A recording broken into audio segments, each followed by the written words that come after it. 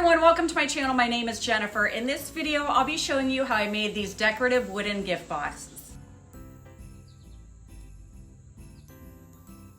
In case you haven't been following, this is part of my Christmas countdown going on right now. So check out the other items I've made so far if you haven't already. This is probably the easiest craft I feature. The only tools you're going to need are a miter saw and possibly a sander. So if you're interested in making this craft or just watching for entertainment purposes, stay with me and I'll walk you through each step.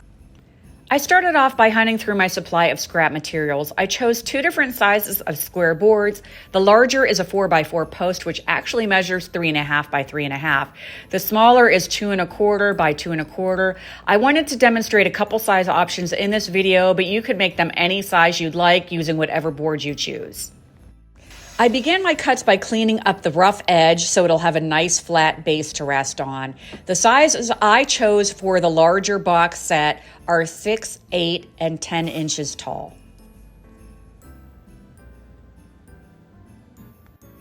Then I cut the smaller board into sections that measure 4, 5, and 6 inches in height. Those measurements looked proportionate to me when grouped together. Now you'll notice my pieces are weathered and cracked, but I kind of like that look, so I went with it. I gave everything a good sanding, and what a difference it made.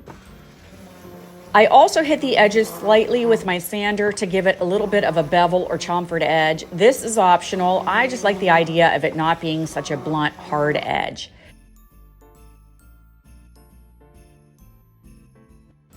For the smaller set of gift boxes, I used this craft paint. I believe I got it from Walmart. The brand is Apple Barrel and the color is bright red. I'm a bit of a messy painter, so I painted two sides at a time and put the pieces in the sun to dry before finishing up the other two sides. I used white paint on the larger gift boxes, and just a side note, the end grain at the top will soak in the paint. You'll probably have to give it 2 or 3 coats like I did. Because I didn't want to waste paint or have it leave scuff marks on furniture, I left the bottoms natural wood.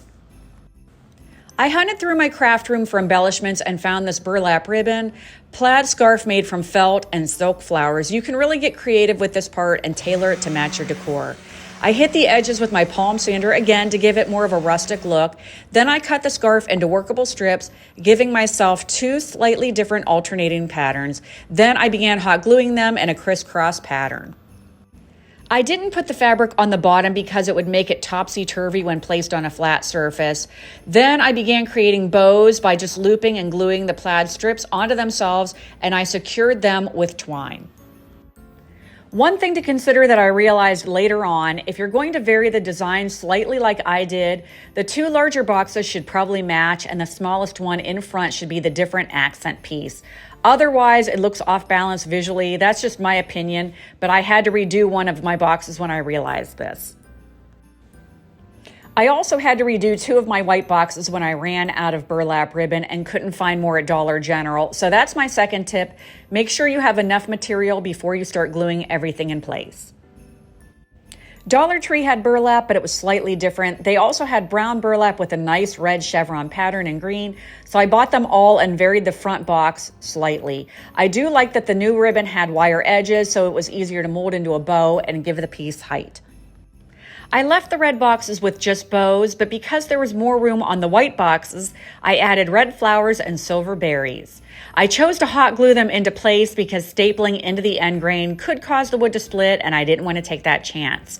I had my doubts while I was making these, but was pleasantly surprised by the results when I was done. These would make a great craft to sell as the materials and tools needed are minimal. Let me know in the comments what you think about this project overall, or if you plan to make it. So I thank you for watching. I hope this video inspires you to make this craft or maybe one of the other ones featured in this countdown. If you aren't already following me, I hope you'll hit that subscribe button and look me up. You can find me on TikTok, Instagram, and Facebook as well. As always, I thank you so much for watching, and until next time, take care.